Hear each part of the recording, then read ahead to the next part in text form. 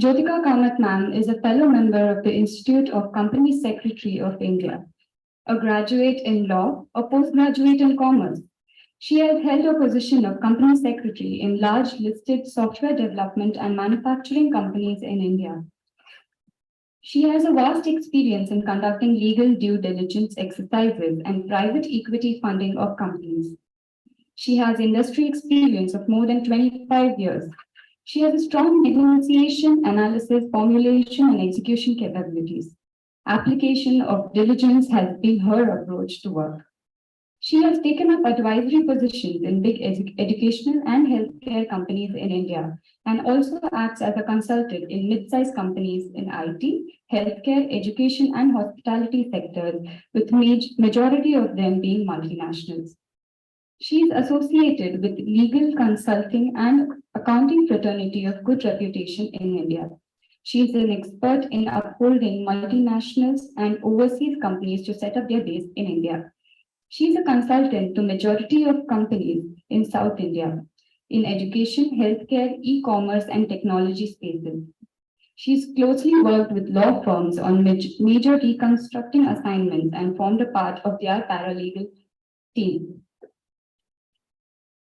She also has experience in handling and formulation of compliance of limited liability partnerships. She's a trained classical singer and enjoys Hindustani classical music, classical Kathak dance forms. It's an honor to have you with us, ma'am.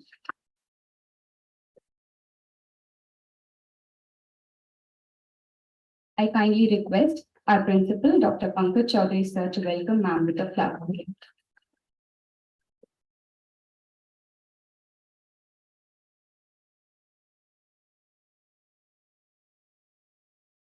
Thank you, sir. I request Jyotika Kamath ma'am to kindly take over.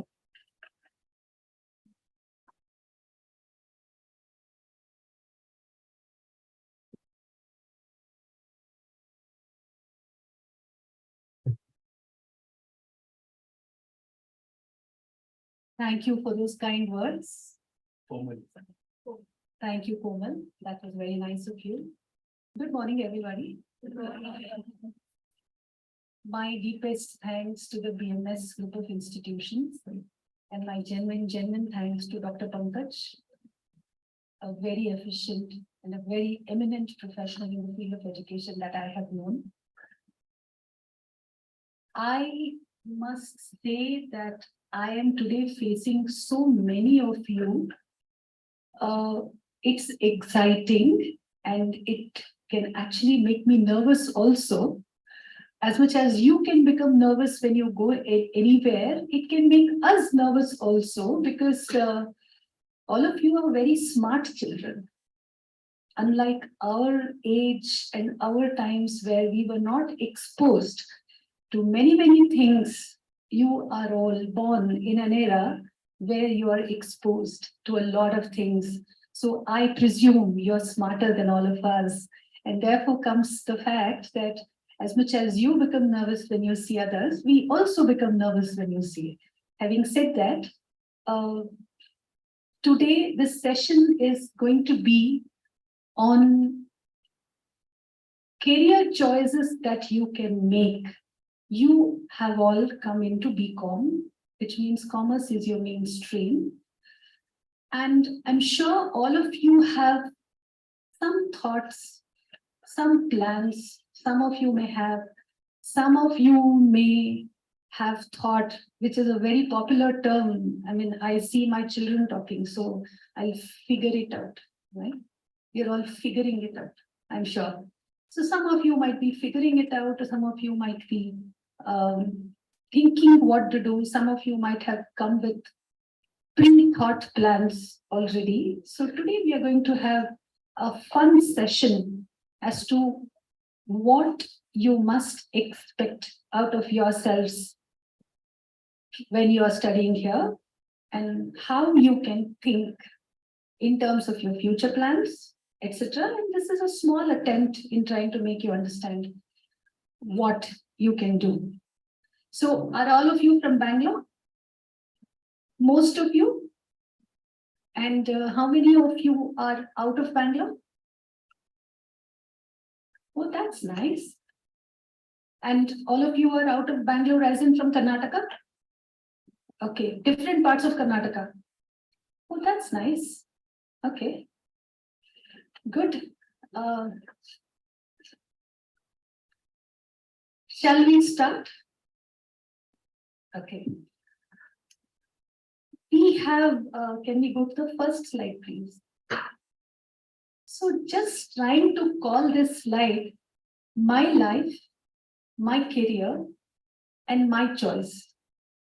Instead of calling it a career awareness is awareness. So as a person standing here, I can give you awareness. Your faculty members, your esteemed professors can give you awareness. But end of the day, all of you have to understand that it is your life, your career, and your choice. You make the choice. It's your career. How you plan, what you do with it is your choice. So which is why today's session we call it My Life, My Career, My Choice, right? Can you please go to the second slide? We are going to briefly discuss these things, factors to choose, know your strengths, major career opportunities, what are hard skills and what are soft skills, some inspiring stories of people, and we throw open for question and answer session. But throughout the session, you are free to ask, or you can free to ask a question anytime you want. You can interrupt me anytime, no worries.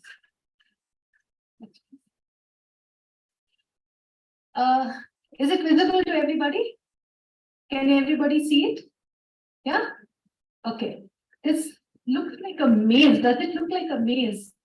So we're just trying to figure out what factors go into choosing a career. What factors go into choosing a career?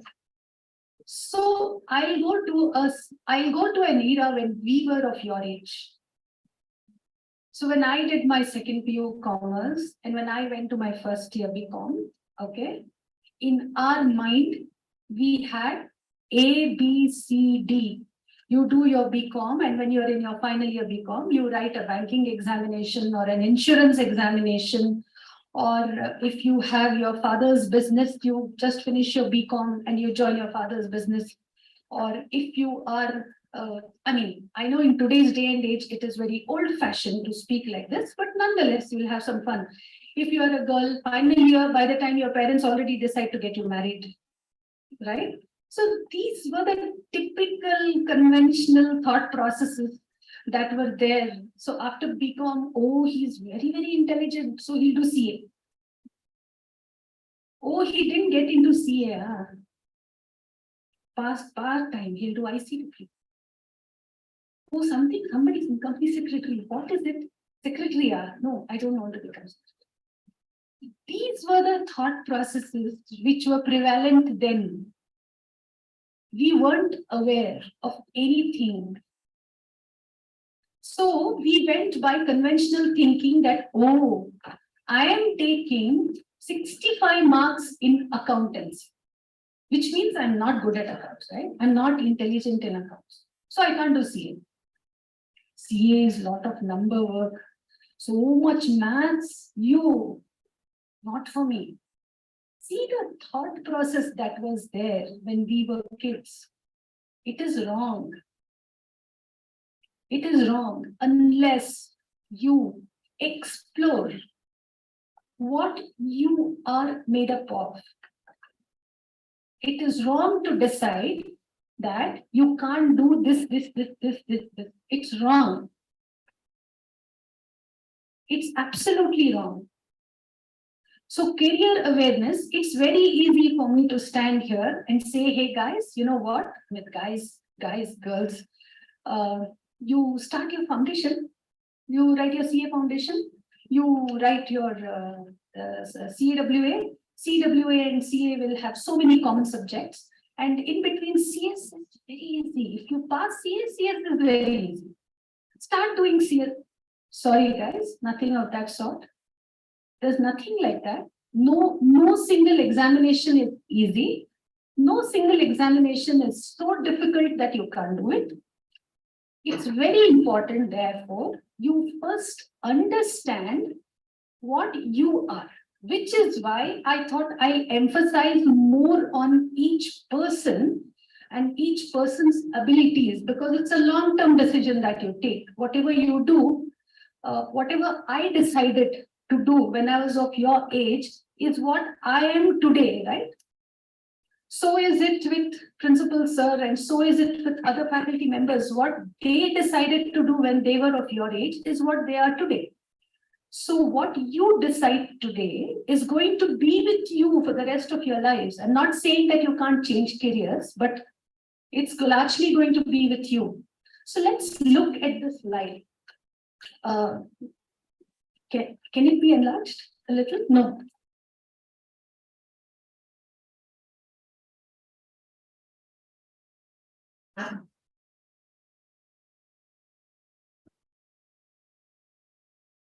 Can everybody see this? So we are looking at what factors go into choosing a career. So let's start from the clockwise direction. Okay? Your interest. When you choose a career, what interests you? Are you a creative person? Are you a social person? Are you an outdoor and active person? Are you a scientific person? What are you? What category you belong to? You don't have to discuss it with others. You just have to understand for yourself. What are your interests? You then come down in terms of values and motivations. Okay. So when we say values and motivations, it's very simple. Some people are very simple. Okay. Some people's requirements are very simple. I want a 9 to 5 job, boss. I don't want to leave Baswangudi. I will be in Baswangudi. Even if somebody wants to offer me, you have to replace Prime Minister Narendra Modi. No, I will not go. I am happy. My workplace is just hop, skip, and jump from my home. I'll come home, I'll go to the temple. Nothing wrong in it. It's your choice. That is the value that you have about what you want to do. Fair enough. Nothing wrong in it. I'm just giving an example. And some people like, I have to not be at home after 18. No matter what, I want to go out. I'm okay to live in a PG. I'll go and live in Bombay. I'll go through the local trains. I'll do everything, but I don't want to be home. Nothing wrong in it. It's absolutely your calling as to what you want to take up. Hence, let's see what values and motivations that drive you to take up the career that you want to take up. Security. I have my own house. My parents are around. My siblings are around. My cousins are around. I have the same friend circle. I have the same Pani Puri guy whom I can go to and see in the evening. I have the same restaurant where can I get buy to coffee. I'm very happy with it. Yeah, I'm very secure. That's exactly what I want. Money. Money can be one of the motivation. And money has got different thoughts, different perceptions, and different ideas for different people. So money is one of the reasons. Helping others, work-life balance. A lot of people, when I say helping others, I see today, interestingly enough, where people speak about the current generation not having enough culture, etc., etc. I see a lot of change where students are getting into a lot of different kinds, or youngsters are getting into a lot of different kinds. I recently saw one startup where they have created a startup which will go and help senior citizens. You know, a lot of senior citizens, they have their children, all their children, everybody living abroad. And all they do is send dollars every month, every year, every quarter, whatever, right? So here is a bunch of youngsters who go and meet those senior citizens and they spend time with them. That is a startup. Can you imagine that can be a startup? Yes, it's a startup. So what is it? It is helping others only, right? So this is the choice that they have made. Fair enough. It's all about knowing what you want to do for yourself. So helping others, work-life balance. Work-life balance is where you want to do well with your career. You also want to have a quality personal time. It is called work-life balance, where you love your work, you love your personal life. That also can be one of the reasons why you choose a particular career, right? Then comes your personality. What type are you? Are you a very calm person? Are you a very outgoing person? Are you a very cautious person? Or are you a very determined person? Okay, you're a very determined person. I will, before I become 25, I will do my CA, CFA, LLB. I would have finished by 28. I would have done this. Fair enough. That is also an ambition. You're a very calm person. You're very calm. You don't want too much stress. I don't want too much stress. I'm happy going and doing ABC work. I'm working for an NGO and I'm looking after these, and I am taking limited work. I mean, I don't want to take too much stuff. That's what you choose for yourself, right? So a lot of the career that you choose also depends on what kind of personality you are, and you don't have to compare yourself with anybody else because it's you. Each person is different. So it's absolutely fine as to what you choose, depending on what personality type you are. Then comes your contacts, your qualifications, and your location. Contacts or network is very important. It depends on what you're exposed to while you're growing up, the kind of friends you have made, the kind of hobbies, the kind of interests you are exposed to while you're growing up. All of them shape you into thinking. It makes a personality. Personalities can be made.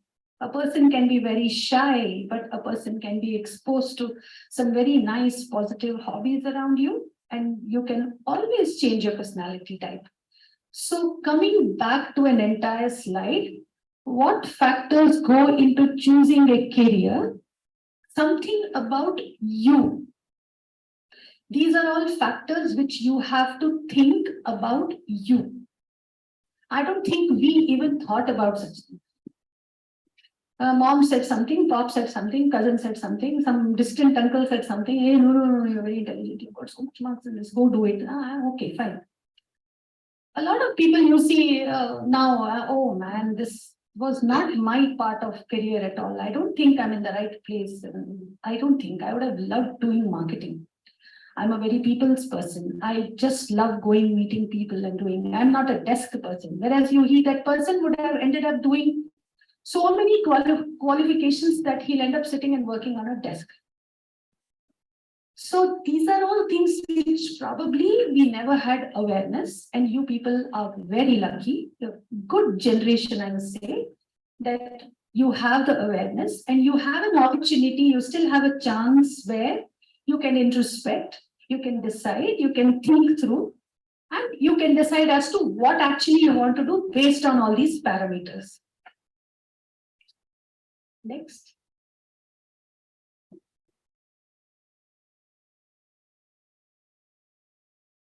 So what are the other factors that determine your career choices?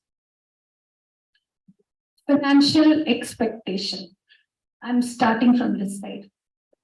Financial expectation. Any thoughts? Anybody has any thoughts on financial expectations? Just for fun's sake, it's okay. I know you're all 18. No, nobody wants money. Pankaj, very nice. Nobody wants money. I want it.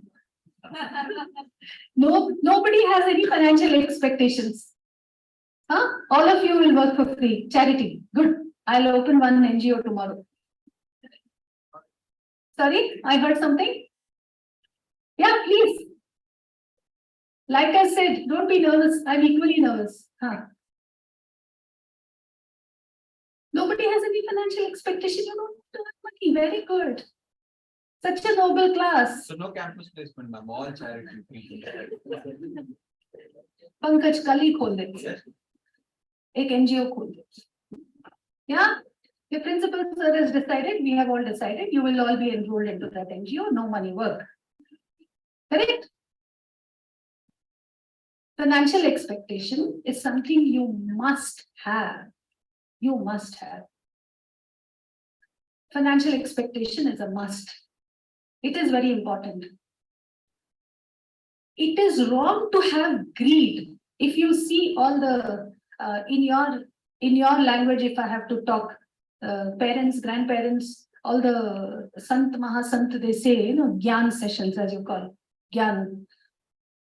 No money, too much greed. Yeah, too much greed is something bad. I completely agree. That can lead you to a lot of misery and devastation. But financial expectation is a must. You're getting into career, you must know. If you're putting your 8 to 10 work hours a day, right? You have to know your financial expectations. You have to know if you are going to choose a particular career.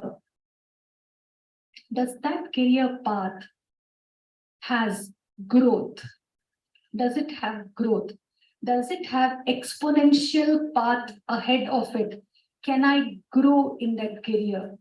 How much can I grow? Will I stagnate at any point in time? If, okay, I'm just giving this as an example, okay? And this has got nothing to disrespect or disregard any work for that matter. I'm just giving an example. There's a poor postman. One postman is there. For some reason, he could not study, and due to family issues, whatever, and he's supposed to take up a job when he is 19, 20, or probably of your age, and he becomes a postman. If you look at postman as a career, can you think about a growth path? He can only become from one area, 2 areas, 3 areas he can handle. Then probably seniority, he'll not become a postman, he'll become a back office worker. Are you understanding what I'm saying? So he does not have an exponential growth path in front of him. There's only so much that he can do in his career as a path. You have to therefore think what your growth path will be. Getting a qualification is one thing. Once you get the qualification, you should also think growth path, how much you can move on to that path, and what will be the financial expectation. You have to have an idea of what the financial expectation is. While I say that you should have a financial expectation, you should also understand that you should not have a wrong financial expectation. A wrong financial expectation will delay your experience also. I will give you an example. So once in 1.5 years, 2 years, we have a recruitment drive in our office. And we have fresh company secretaries who have passed and who have come, passing either a CA or a CS or a CWA. It's a task in its own way, and you already feel very accomplished that you have passed. Fair, all that is fair. So when they come to an interview, they don't understand that they are freshers. They don't have experience, they just have the qualification. Having qualification and working in real time, on the job, on the field, taking split-second decisions are very different. They come and they have such an inflated financial expectation around what they are. If the market is X rupees per month for a fresher, they come with a mindset of X plus 5. That financial expectation is wrong. You have to understand that before you reach that threshold that you can demand a certain financial expectation, you should have put in those number of years into service. You should have worked hard. You should have learned how to work. You must have failed. You must have failed in one or two things. That's when you will understand the value system. You should have failed. You should have been sad. You should have risen again. You should have come with a definitive more focus on working harder and succeeding. You should have gone through that cycle. Then it is different. That is where you demand some amount of X, Y, Z, X plus 1, X plus 2, X plus 5, whatever is commensurate to your experience and your qualification at that point in time. So financial expectation, my dear children, are of two types. You're aware of what you have to expect is a very positive thing. Having a wrong financial expectation cannot do good to your careers. You should have a balanced approach, and you should always see in terms of the hierarchy, where are you? You're a fresher. The first few years, you have to work hard and you have to move up, and only then will you be able to demand what you want to demand. Subject choice. Subject choice, I'm sure we will discuss it at length in the next slide. Subject choice is something which is easy and not easy, both. Current career trends. Now, this is something really important, right? So I'll hypothetically say, let's say all of you get into, I'm just hypothetically, I'm just giving an example, nothing to do with your career choice. Let's say after second PU, all of you have taken 5 years law course, example. You're all doing law. You're all in your first year law, undergrad, right? When I compare this to what we used to do, again, a boring example, like Hamare Zamane Mein types, but no. There is a lot of difference I see in the current trend of a career path while as a student and what. So even if I was doing a professional qualification, right? Your undergrad LLB is a professional qualification. It's divided into semesters, right? I mean, I'm not very familiar with these semesters. I think we had first year, second year. Now I think it's Sem 1, Sem 2 and stuff like that. So after every semester or after every 2 semesters, you have a month holiday or something. You have a month's holiday. And typically, what did we do in our holidays? Packed our bags, went to cousin's place, went to grandmother's place, went to grandfather's place, and parents took you on a mandatory temple trips, yeah, where you didn't want to go, but you still had to go. Huh? Otherwise, wade at home, you had to go, right? So all those things we did and enjoyed ourselves for 1 month, did nothing, read books, ate well, slept in the afternoon, right? And did all sorts of things. And yeah, and the college reopens and we come back to college. Why am I saying this? It is not the same anymore for you. In your age and in your times, you have to start building your CV from the first semester onwards. Law was an example. You are BCom students. You will do your 3-year course. And you will plan to do whatever you want to do. In every break that you get, you have to upskill. What do I mean by upskill? You have to upskill in terms of technology, which is a must. No matter what profession you take, technology is a must. You have to upskill in terms of learning what is important. You have to know how to use the basic emails, Outlook. You have to learn how to use Microsoft Word. You have to learn how to use Microsoft Excel. You should know how to use PowerPoint. You should know how to write emails. You should learn professional communication, and nobody is going to teach this to you. These are some of the things which you start building from day one. All of you are all coming from very good schools, I'm sure.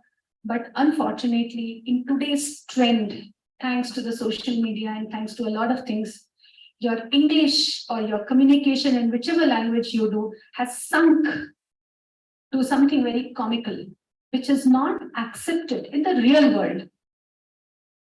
Yeah, it's fun to write, hey dude, WERU. Where are you? You can't write an email or you can't communicate to somebody like that. WER is what? WAT space R space U DNG. What are you doing? What are you doing? I am doing nothing. No, one answer will come. Cool, bro. Who's bro? Two girls are talking to each other. So guys, upskill.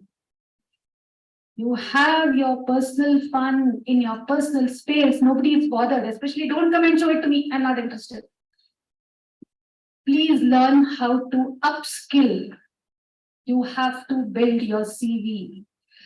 There are umpteen number of courses available. You have Unacademy. You have which are those other Udemy.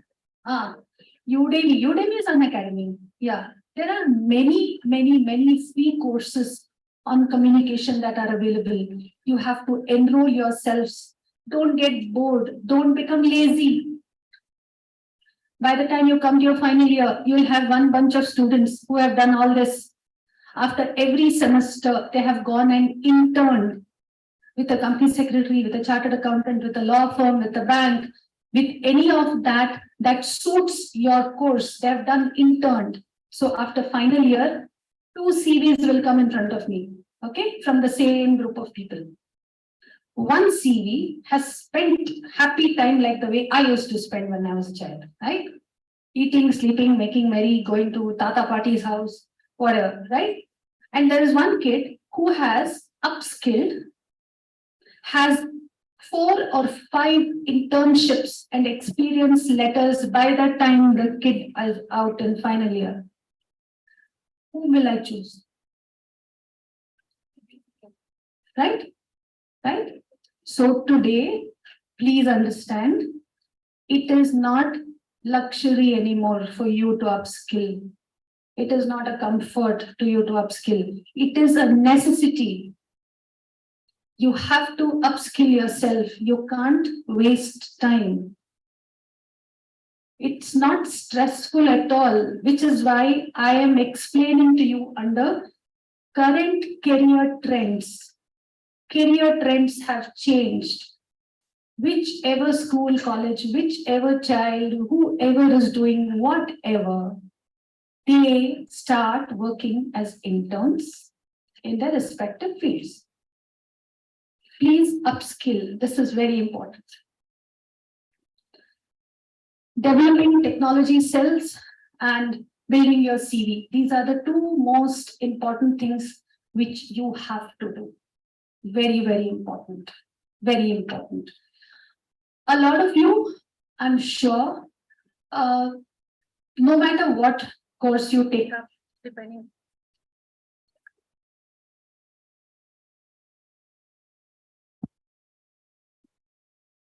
A lot of you, am I audible? Yes. No? Yeah. A lot of you will also want to go abroad for your masters. A lot of you will also want to do something, do a separate course abroad, whatever, or your masters in some university. Please understand that all these things matter. out of all the internships that you do, please also note that you ensure you do 1 or 2 internships in social sector for some NGOs. 1, 2. If you have an opportunity to do 5 internships in the next 3 years' time, please plan at least 2 NGOs. It will showcase that you are balanced. You have gone all over. You're not sticking only to corporate, but you have done your bit of social work, social sector also. This is very, very important for you. Your CV. Please build your CV. This is one thing. I don't have to mention, and it's a given for me that all of you must be on all those half dozen social media apps that are there today. Some Instagram, Thread, Facebook, Snap, I don't know, whatever, wherever you are. Please ensure that your posts, what you write is very dignified, very good.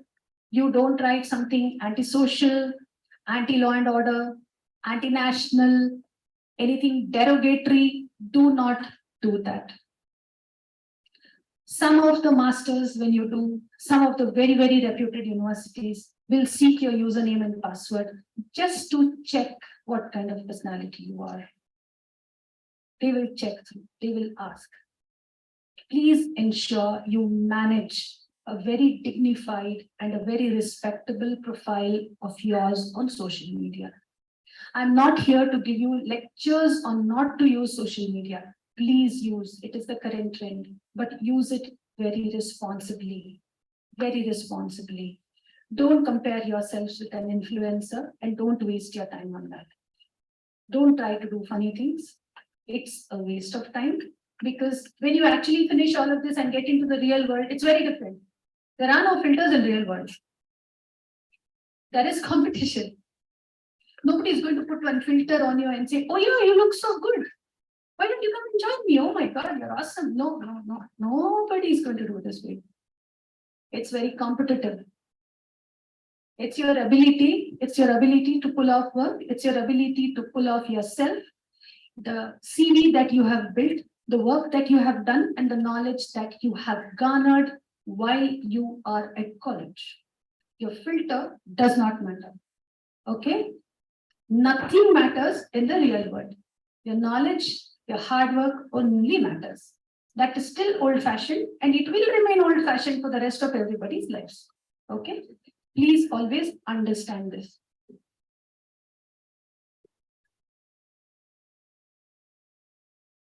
Now this is the hard part. Or is it the easier part? Can everybody read? Yeah? Anybody wants to come and read it here? I mean, please come. Please volunteer. Come and read, one of you. It'll be fun. Nobody wants to do it. So nobody has any strengths. Huh?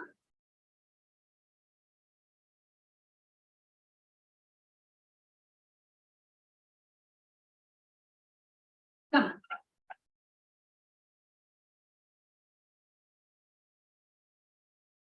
Yeah. Please go there and clockwise start taking them through. Yeah, please. Know your strengths. What am I really going to do? Can I really get there? What are the risks? Am I sure of the route? Where? When? Are my subjects appropriate? If I don't make it, then do I have any other options? Any answers? Any answers? Only one volunteer. Is she the only one who has all the strengths? Oh my God. Anybody else? Hey, can anybody just throw some light on what we are trying to talk here? Boys, competition begins in the classroom. No? Thank you. It's very simple, everybody. This is again a part of trying to understand and knowing what your strengths are. So this is where I started with my first slide. When you're making career options, your personality is one type, which I explained to all of you. So when you start your journey on something, okay, please always first start thinking, what am I really going to do? What am I really going to do? Can I really get there? How many of you will get doubts like this? Can I really get there? Why do you get doubts? It's okay, tell us. Yes. Why do you get doubts? I think because the competition is so high that we actually start having that self-doubt. Yes. Yes. Nobody else has doubts. Everybody is very comfortable, very stable in their thoughts. Very good to know. Can I really get there? Is a self-doubting question, which is very natural for all of you to get. It's very, very natural. If you don't get that, then I'm worried. If you get that, please understand it's very natural because you're overwhelmed with the kind of competition that there is, the kind of subjects that you will suddenly, until 10th standard, your one chapter used to be some 10 pages. Now suddenly you come and see it's like one big Bhagavad Gita size book that you have to sit and read. So it's very natural for you to get overwhelmed with the subjects, with the volume that you have to study, and the fact that you're not used to putting so many hours into studying, and also the fact that you are not mentally prepared to plan. Most of you will start studying in the month of January for exam in March, April. February maximum. We'll finish off that dirty party da. And then tomorrow I'll start studying. Tomorrow evening, one WhatsApp call, last group call, one group hug. After that, I'll start studying. Fair enough, kids. But when you get into professional courses, it's all about planning, the volume. It makes you get scared. I've taken this course, will I get there? Yes, it's very natural to have that insecurity. I will get back to what you must do when you get that insecurity. But please understand, getting this insecurity is normal, natural. This doesn't warrant you to withdraw from what you're doing. That is the most important. It's very normal. What are the risks? What are the risks other than that you will flunk? What are the risks? There are no risks. Why have I put that? What are the risks? How many people you have been reading in news today, professional colleges especially, they get so overwhelmed with competition and they end up committing suicide. How many of you have been reading news? A recent case in Bangalore, sir? Yeah? Please, all of you, there is no risk. The problem lies in the fact that children don't plan. Children think it is easy to walk on that path. And when they walk on that path, they fail and they are unable to accept for themselves that they have failed. And they do something stupid like ending your lives. No, it is not correct. Life is too big. Be very normal. Be willing to accept failures. In your language, guys, shit happens. It's okay. Yeah? There is no risk. The only thing you have to learn when things are not going wrong is to sit quietly, go backwards from where you started. Start making notes and say, where did I go wrong? You'll find the answer. What do I do to improve? You'll find the answer and start working on it. That's it. There are no risks. The only risk, again, at the cost of repetition, I'm saying, is you will flunk. You will flunk not because you're not intelligent, not because you're not capable of it, not because you will have this thing, can I really get there? It's just because you have not worked hard enough, you have not planned hard enough, you have not focused hard enough that you have failed. But there is no risk. Always walk and live with your head held high. Am I sure of the route? This again takes you back to the first two slides where I had explained you will get this doubt if you have not done an introspection as to what personality type you are. Okay, suppose I'll give a very stupid and very funny example. I have been a company secretary all my life. And suppose, let's say I had taken the job of teaching dance in some school. No, that's not my personality type. I am not the one. I don't belong to that creative side of the performing side at all. I'm not. Let's say I took it up, then I would surely get those doubts in my mind as to, am I sure of the route? No, I'm not sure, because that's not my personality type.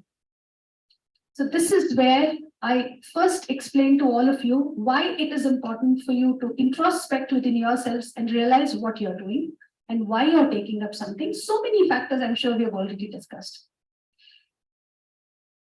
Where, when? What is where and what is when? When do you have to make the choice? When? Now. You have to make the choice now. You have to start working on your choices right now. Only when you start thinking will you be forced to make that choice. If you just don't think, we'll see tomorrow. As first, then let me enjoy it. And let's figure out friends, figure out college, figure out eateries. In what fantastic place I am. What am I doing? Such boring things. This madam came and lectured and went away. No. Please start thinking today. You do all your fun, you have all your fun, nobody's stopping, but start thinking. It will force you to think. When? Where? Are my subjects appropriate? Again, it depends on what you want to do. Are my subjects appropriate? If I don't make it, then do I have any other options? How many of you feel that you should try out something, and if it doesn't work out, you have a plan B? How many of you? Yes? Yes? Can you tell me what your plan A and plan B are? It's okay. Tell.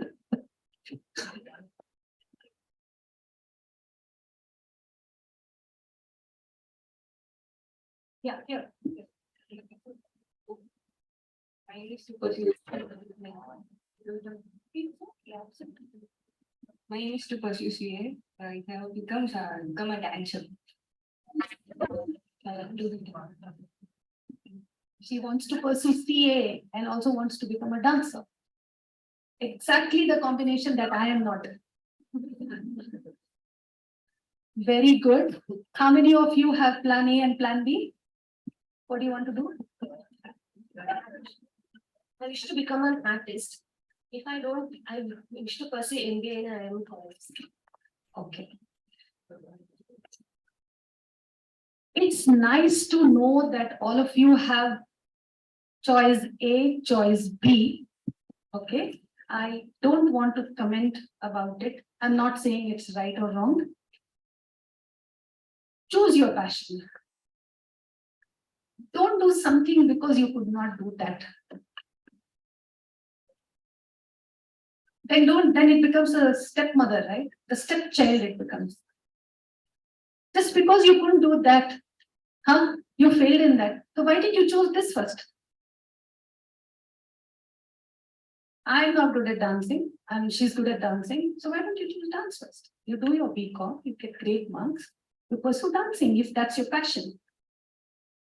I am not here to advocate whether it's the right way to choose A, B, C, D, E, F, but I'm only saying already decide what you're good at. If you're going to become an artist, yes, get great marks, have a solid BCom graduate. You're a BCom graduate with fantastic marks. You're coming out of a very good college. It will be on your CV. Pursue your passion. Be the best in that. Take whatever courses that are there in that.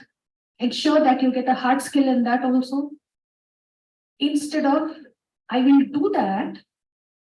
I know I'll fail there. I'll come here. Please don't do that. Always, because the time you invest in that which you are not interested is time lost in that which you are going to be interested. That time is gone. So please think through before you do something. Can we please go to the next one? Understanding your strengths lead to better career choices. Think beyond limitations. Change and adaptability. These are some very profound things that you must always understand for yourself. I'd like to just take 2 minutes and tell you one stupid story, and not a stupid story, it's a Panchatantra story. So there are two friends, okay, and they're very good friends. They're two different personality types. They both decide that they will invest money and buy a farmland. They both decide they'll work on the farmland, and whatever money they make from that farmland, they'll build a house, a nice house out of it. So one person out of that, let's say friend A and friend B. Friend B works very hard all the time in the farm. Friend A also is working very hard. Entire day he's sitting in his puja room and praying to God that God, please make my farmland a success. Okay, and the other guy is actually working in the farmland. So finally, good rains, good crop, and a lot of good harvests they do. They sell it, they make a lot of money. Yeah. And then the time comes to divide the money. So the friend B, who's actually working on the farmland, says, I must get the majority of the share because I was the one who worked very hard. The friend A says, no, how can you say that? I have been praying God day in and day out that we must succeed. God has given good rains. God has given good harvest because I prayed, and therefore I must get equal share. Now they both go to the panchayat or the administrative judiciary there, right? So there, that guy, the sarpanch, whatever, he says, okay, I'm going to give you 2 bags of rice filled with stones. Tomorrow we will meet. Whoever can clean up the rice, we will see who can clean what. Depending on that, we'll decide who should get what. They both take their rice bags, and the guy who has actually worked in the farm, he sits all night and he cleans the stones from the rice. And by morning, he has brought 3/4 of the bag cleaned. The other guy has not even opened the bag, and he brings the bag. He says very confidently, he says, I have prayed to God. I have prayed all night that when the bag is open, it should be cleaned of all the stones. And they open the bag. No, the stones are still there. Nothing has happened. And there, the other guy has cleaned all the stones 3/4. So the sarpanch says, yes, we really appreciate that you believe in God. But do you understand that God helps only those who help themselves? God is always going to bless and give luck only to those people who work hard. He never said that you leave all your work and sit in front of me and pray all day, right? He didn't say. So the sarpanch decides that he should get the majority of the earning and this guy should not get. What does it indicate for all of you now? When I'm saying change, adaptability, think beyond limitations, understanding your strengths to lead. There is no shortcut to hard work. There is no shortcut to perseverance. There is no shortcut to patience. You must develop all of this. Hard work is the only thing that will take you where you have to go. So this is why I wanted to give this short story so you understand. Can we go back? We now come to the actual major career opportunities that you have as commerce students. This is awareness. This is awareness of what is available today in the industry. Yeah, we have now spoken about, we have covered so far about your personal traits, your personal choices, your personality types, and how to think, how not to think, your financial expectations, your choice depends on what, everything. We now come to the subject matter as to what are the things that are available for you as a commerce student. Next, please. All of you can see? Yeah. So you can become a chartered accountant. You can become a company secretary. You can become a cost accountant. You can become a chartered financial analyst.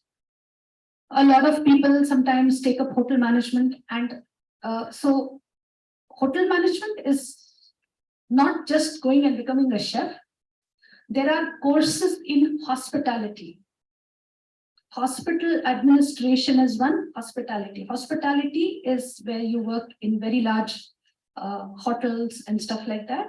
Hospital administration is a different course. Hospital administration is where you have large hospitals and you become in charge, administration in charge of the hospital. There are courses for that also. Hospitality as well as hospital administration. Just for your understanding, in this slide, I have mentioned it as hotel management. Hotel management doesn't mean you go to start chopping onions at 3 a.m. in the morning. Yeah. Insurance and risk management. Insurance and risk management have also is one of the major courses that people do. It's equally difficult. It's equally difficult. You can take up valuation. You can take up the role of an actuary. There are actuary examinations. You can explore, start going through various websites, start reading through the government official websites and figure out what each one of these are. Because the easily available knowledge to everybody is CACS and CWA.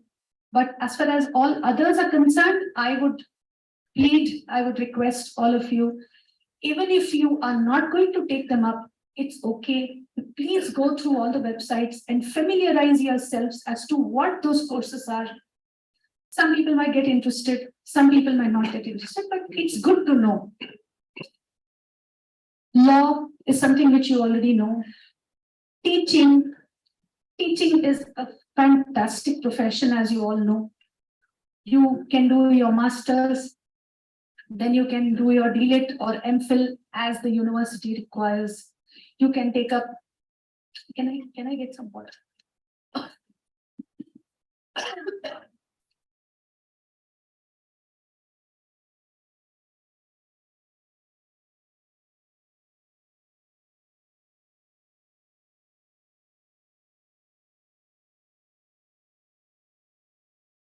Teaching, you can always choose a subject that is very dear to you. It's a great profession to be in. Yeah. You have banking. And you have a lot of MBA courses these days that are affiliated to banking only. A lot of that, for example, as I know of, ICICI has one. It's called IMA, if I'm not wrong, ICICI Manipal Academy.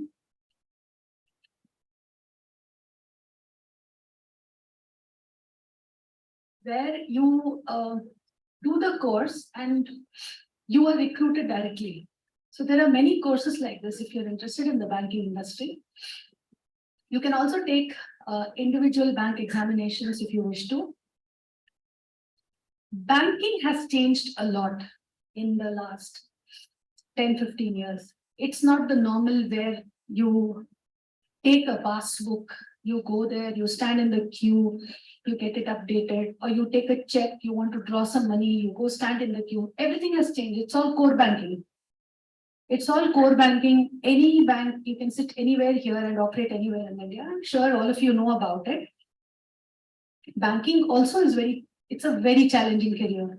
It's a very demanding career. Banking is not a 9 to 5 job anymore. It's a very interesting and challenging career.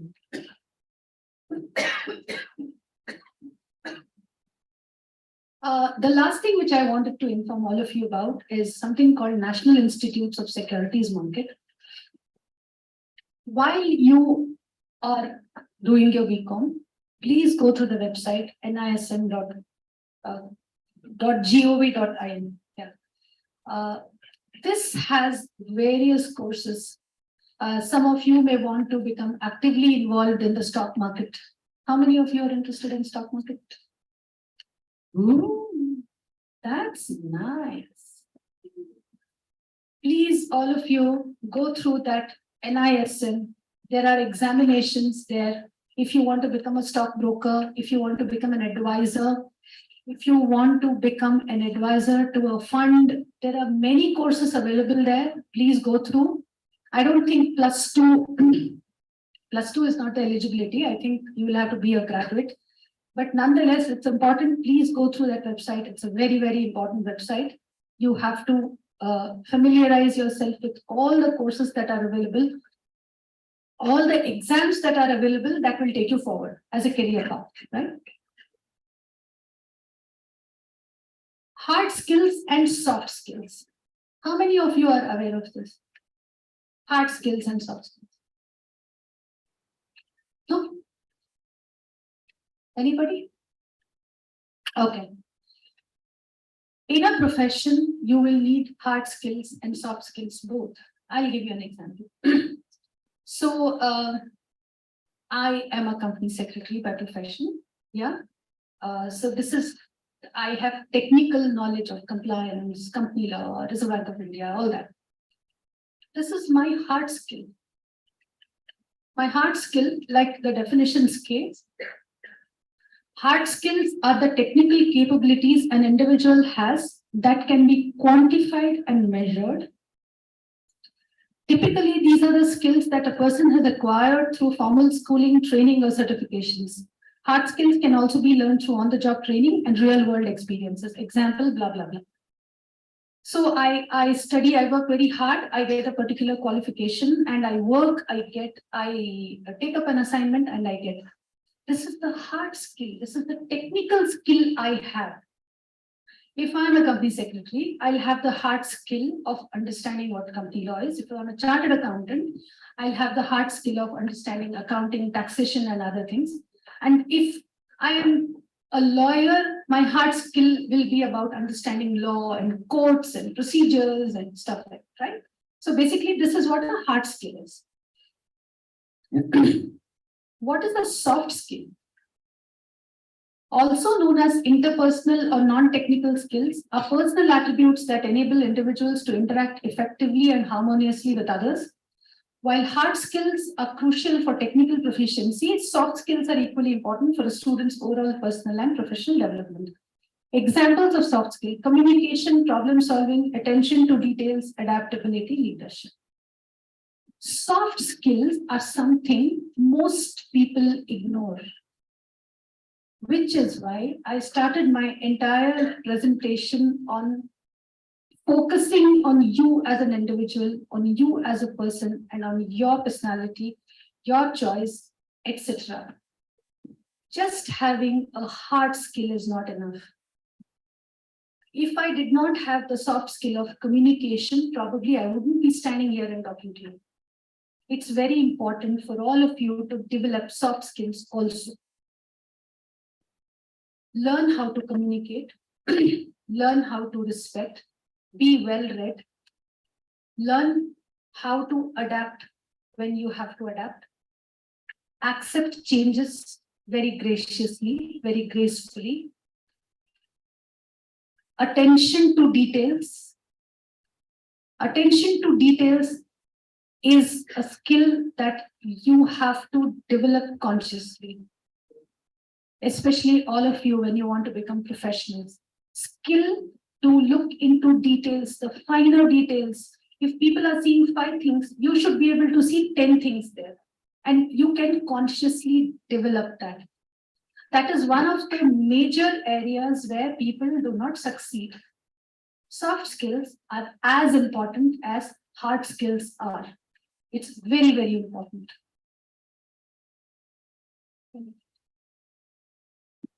Okay, this is something I thought you'll all be interested in. I can see so many smiles, happy faces. I don't have to introduce these people to you. There is a reason I have put. How many of you know that Deepika Padukone was a national level badminton player? All of you know? Yeah. You seem very busy. You know Deepika Padukone was a national level badminton player? Okay. What does it indicate? What does it indicate? She is also a top rated actress of the country, where all of us go gaga about her.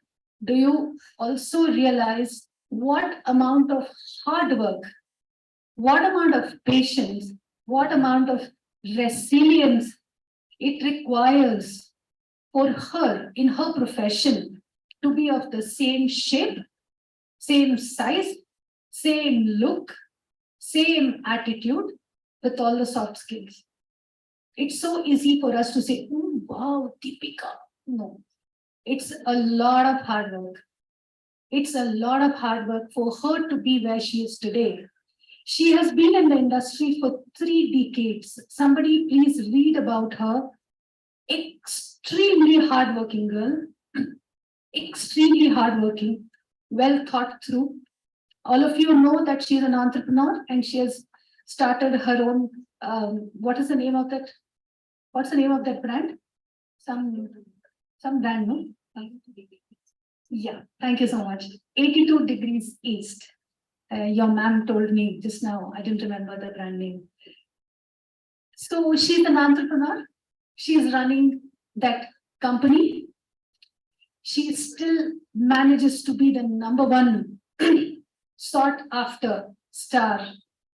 All this looks great, but can you all in the back end imagine what amount of hard work would have gone into it? The physical strain, they have to work out every day. They have to do a lot of work. And she's a graduate from Mount Carmel College. I hope everybody is aware of that.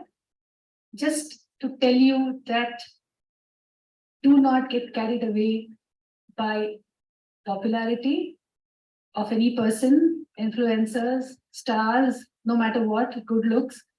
It's a lot of hard work. And please don't get carried away by that. Who doesn't know Rahul Dravid? Everybody knows Rahul Dravid. A very, very, very down to earth. He is a world champion. I am not very well versed in cricket. I mean, to be very honest, I'm not a great cricket fan, but I really, really respect this gentleman because most of us in the late 80s and 90s, I don't know, we've all seen this man walking in Indiranagar, and extremely down-to-earth person. And you know, this is where you feel very humbled by such people. Success is one thing, hard work is one thing, and see the personality type, extremely down-to-earth, very, very respectable person. And he's the most sought after, technically very skilled when it comes to his game. I don't have to tell more about him. The proud son of Karnataka, proud son of India. Then comes our favorite Danish Seth. How many of you don't know Danish Seth? See, nice. You don't know Danish Seth? It's okay. He is a stand-up comedian from Bengaluru. Huh? Danish Seth also has a qualification. He is just not becoming popular today. He has a qualification. He has worked very, very hard to be where he is. I think he was recently awarded something, right? The best stand-up comedian in the country or whatever it is. If all of you have noticed the contents that he makes contents himself as 2, 3, 4, 5 different characters, right? How much he has actually observed each character. And when you actually go through each character, you feel, oh yeah, actually, it's like this only. He's talking about a senior citizen, he's talking about some girl, he's talking about a maidservant.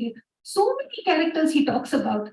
What amount of observation, sensitivity, adaptation, absorption, understanding, and converting it into content. It's all hard work. It's all hard work, children. Everything is hard work. So while we look at Danish Seth as a person who's so popular, please put yourselves in his place, understand what amount of hard work. Creating a content that is viewed, liked, appreciated, and followed by millions of people is not an easy task. It's not an easy task. So again, I emphasize on the same point. There is no shortcut to hard work. If you have to reach people like this, wherever they have reached, in whichever area, whichever field they're working, it's a lot of hard work. How many of you are not familiar with Ayush Ratha? All of you know Ayush Ratha. Again, she is a stand-up comedian. Okay. And as I have read on social media recently, she was fortunate enough to meet the Honorable Prime Minister Narendra Modi ji. And when she entered the hall, PM Modi is supposed to have said, Ayo. And that's a great, he's acknowledging her presence, because that's how she has popularized herself, right? Ayo Shraddha. So which means even the Prime Minister knows about her. So he says Ayo when she entered. So she had written, what an honor it was when the Prime Minister said Ayo the moment he saw me. What do all these indicate to you? I didn't want to give examples of industrialists or Abraham Lincoln or anybody of that sort as great figures. These are all people whom you know. All these people are here wherever they are because of a lot of hard work. All these people have worked very hard. Ayush Ratha is an engineer, by the way. She's an engineer. I think she's an IT professional herself. So a lot of hard work goes into what they are. A lot of resilience, perseverance, patience, and consistency. Do not underestimate the power of consistency.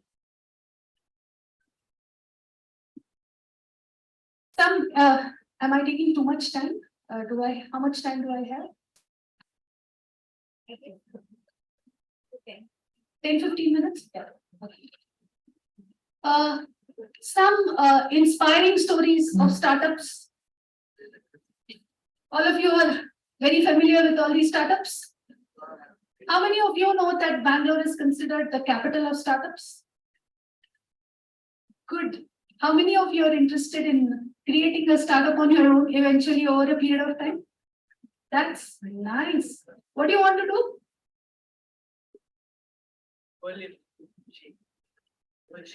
Sorry? What?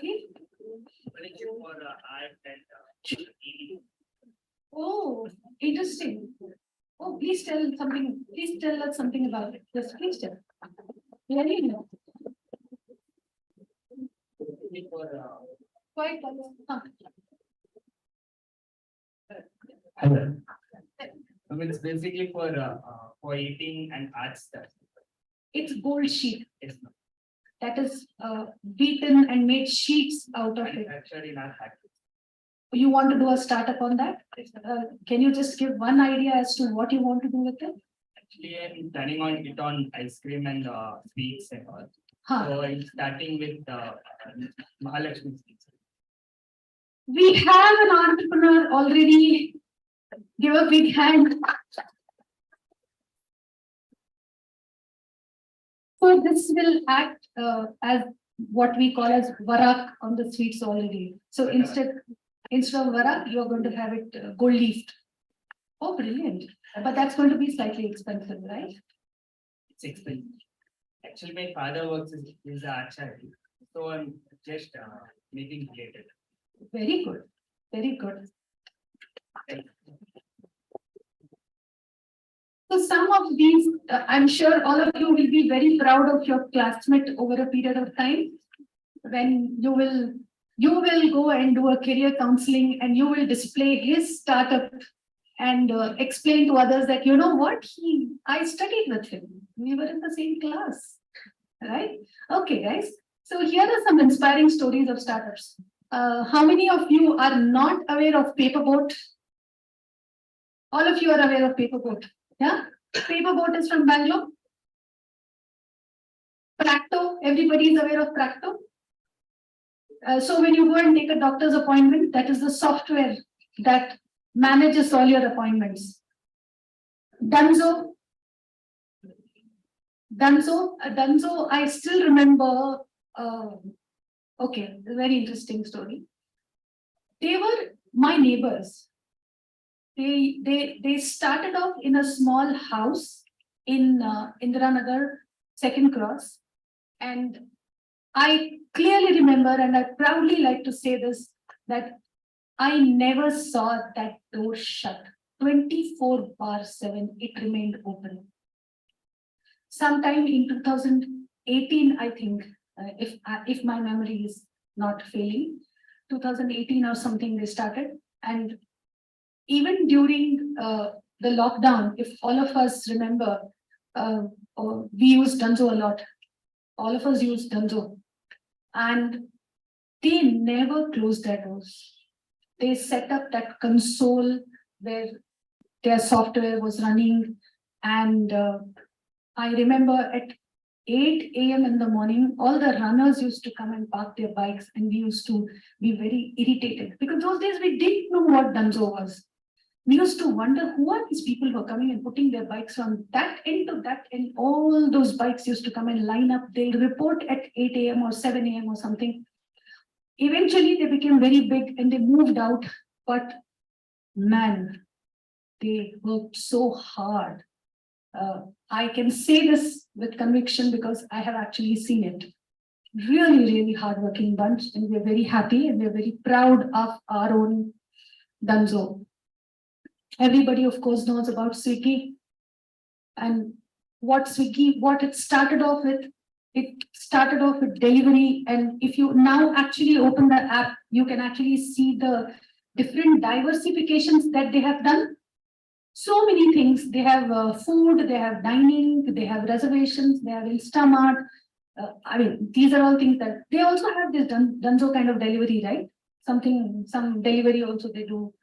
So when we look at all of these as very popular and successful startups, we must also appreciate the hard work, the perseverance that goes behind all these people. It's very, very important to go through their backstories to see where they started from, how they started.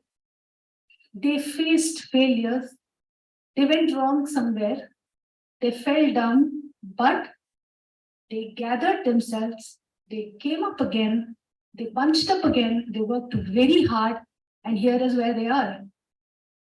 So this is why I thought I will bring up some startups which you all would be familiar with to explain to you what they all mean. Yes, we come to a fag end of our discussion. I hope it was easy and enjoyable for all of you. Do you have any questions? I think we have another 5 to 7 minutes. We have another 5 to 7 minutes. Do you have any questions? Happy to answer if I know them. No questions. Any questions? Please ask questions. If you have any questions, happy to answer.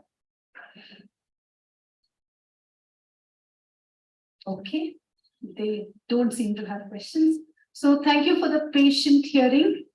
I hope you did not go to sleep. I hope all of this kept you awake. Thank you so much.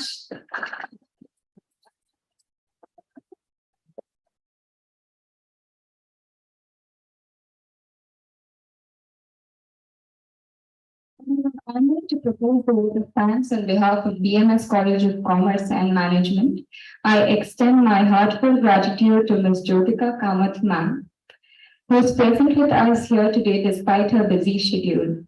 Ma'am, your words have filled us with a lot of encouragement and inspiration. I request Dr. Preeti Stanley ma'am, the head of Corporate Communication Department, to felicitate ma'am with a token of gratitude.